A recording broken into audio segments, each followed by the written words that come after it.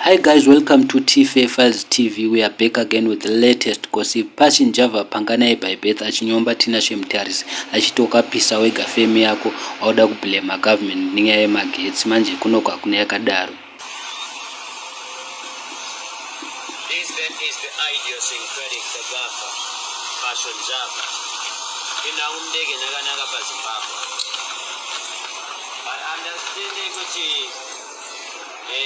anonzi Tinashe Mutarisi imbava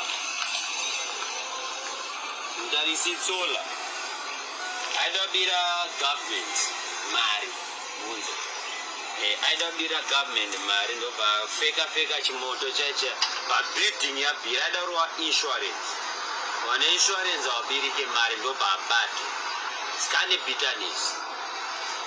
Papa, you understand kuti worldwide hakuna nyika isingane magetsi including ku America.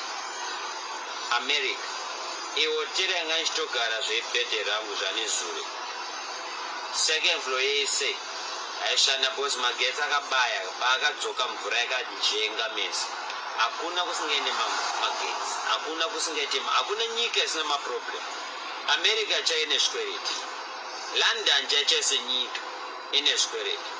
Wanzo mtata Zimbabwe akusunga mabasa akusikushandika adarisa NDO S1 ya president.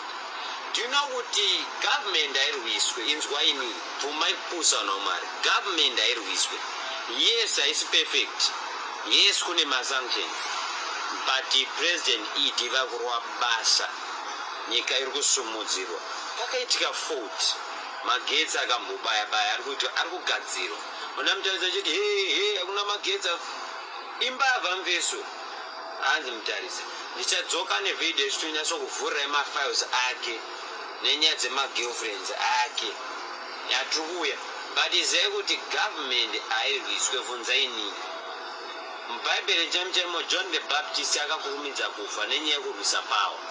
Never fight power. The idiosyncratic. See you in Zimbabwe. Bless.